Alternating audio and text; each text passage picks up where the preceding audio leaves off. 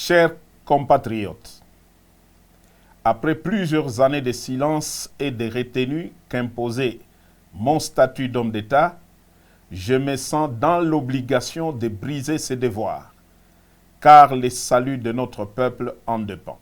Les élections de 2018, qui ont consacré une passation pacifique du pouvoir pour la première fois en RDC, ont été soumises à un challenge dont l'objectif était la déstabilisation à la libyenne de tout le pays.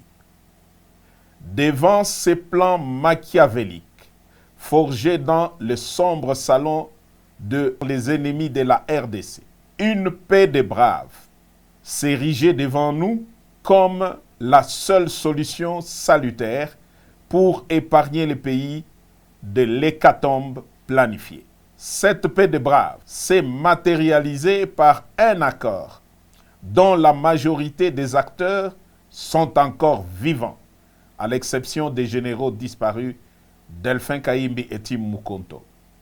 Paix à leur âme. L'opinion tant nationale qu'internationale retiendra que l'enjeu exclusif qui avait motivé la signature de cet accord, c'est l'alternance pacifique entre un président entrant et un président sortant sans effusion de sang, comme cela a toujours été le cas depuis l'indépendance. Force est de constater que cet acquis indéniable est malheureusement mis en mal gravement par Félix Antoine Tshisekedi, qui en était le plus grand bénéficiaire. En effet, dès la prise du pouvoir, le nouveau président a commencé à déboulonner, selon ses propres termes, les systèmes qu'il a mis au pouvoir en dépit des prescrits de la Constitution. Son pouvoir a été caractérisé par des antivaleurs et des mots qui, aujourd'hui, mettent en péril l'unité du pays. Je cite: la corruption institutionnalisée, les tribalismes à outrance, la prédation des richesses du pays en détruisant le cycle de la croissance économique dont tous les agrégats macroéconomiques étaient favorablement ouverts au début de son mandat.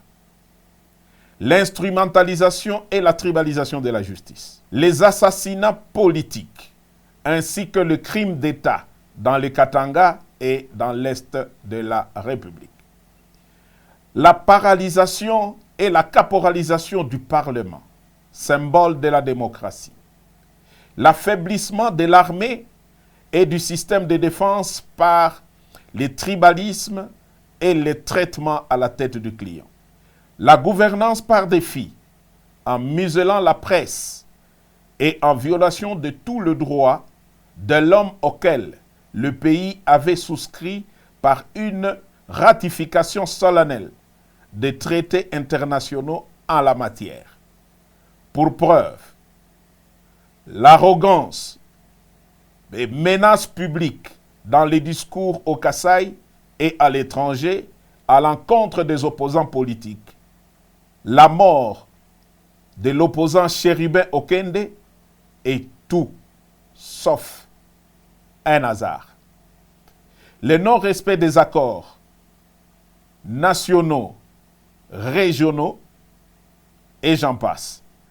Au dernier sommet de l'ONU, Fachi a raté l'occasion de se taire à 3 mois de la fin de son mandat. Dès lors, les devoirs et le patriotisme m'interpellent et m'appellent. Devrions-nous nous taire et regarder périr un peuple dont tous les espoirs étaient permis lors de la première alternance pacifique du pouvoir?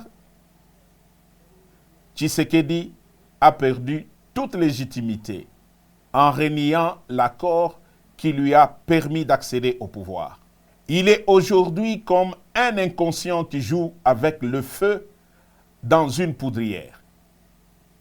Nous taire ou nous résigner serait trahir ce peuple qui a droit à espérer mieux.